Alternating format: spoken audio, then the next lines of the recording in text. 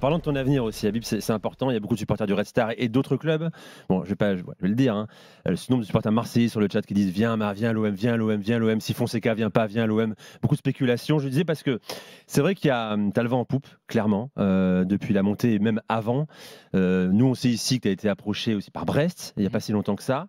Notamment, tu as été aussi approché par Lyon. Oui. Quand Laurent Blanc est parti, tu confirmes tout ça? Oui, Brest, c'était avant Lyon. Oui. Et Brest, après, avant Eric Roy. c'était avant Eric Roy en fait. C'était Ouais. pendant le moment où ils ont pris Eric Roy. Et Lyon, c'était avant Grosso. Et Lyon, c'était avant Grosso. Ouais. Avant Grosso.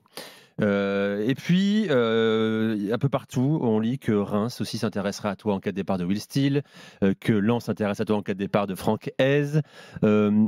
Qu'est-ce que tu vas faire, toi? Déjà, la question de base, c'est simplement de se dire, est-ce que tu veux continuer avec le Red Star pour découvrir la Ligue 2? Est-ce que ta décision est prise? Non, pour l'instant, non.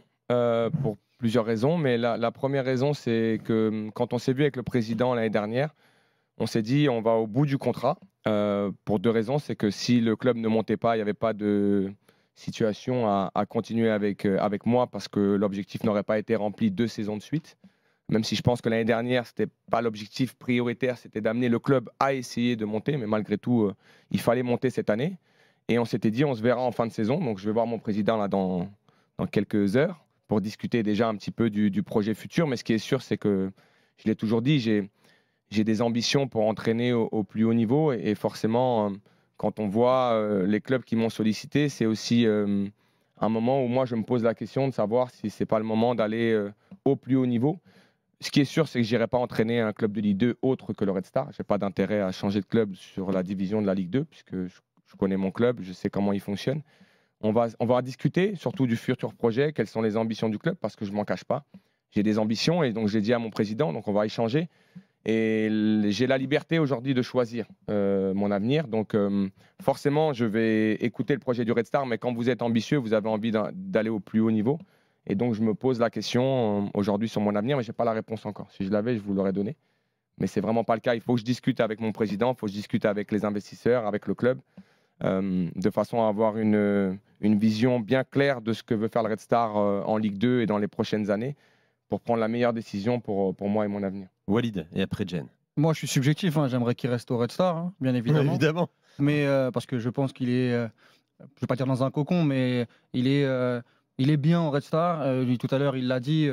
Ils lui ont laissé du temps et je trouve qu'il travaille avec des très très bonnes personnes et que la Ligue 2 pour son ascension ça pourrait être une très très bonne chose parce que je trouve qu'Habib progresse d'année en année et je l'ai répété, cette année c'est un meilleur coach, un bien meilleur coach que l'année d'avant et je pense que l'année prochaine aussi. Mais moi la question que j'ai envie de te poser Habib, c'est en fait qu'est-ce qui va déterminer ton choix? Parce que on l'a dit, il y a quelques sollicitations. S'il y a... Il vient de te le dire. Hein Il vient de te le dire. Laissez reposer. Vas-y, Walid. Laissez-moi, excusez-moi. Vas-y, Walid. Parce que on vient d'expliquer qu'il y avait des sollicitations, s'il y avait des départs de coach notamment, mais on connaît le football, on sait comment ça se passe. Est-ce qu'il y a une deadline? Est-ce que c'est finalement les opportunités que tu vas avoir, notamment en Ligue 1 ou ailleurs, qui vont faire que tu vas abandonner le Red Star ou non? Ou c'est véritablement les garanties que le Red Star va te donner? Alors déjà, ce ne sera pas un abandon parce que je suis en fin de contrat et ce contrat-là, on l'a respecté jusqu'au bout entre le club et pour moi.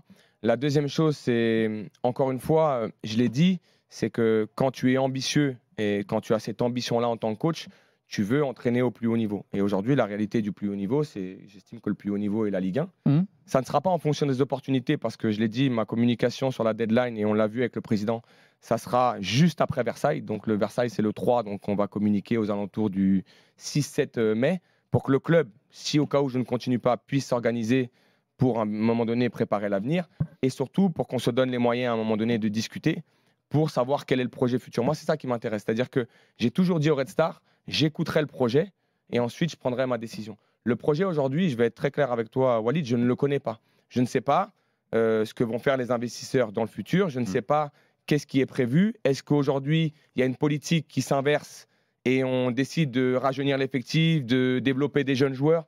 Tout ça va aussi influencer ma décision.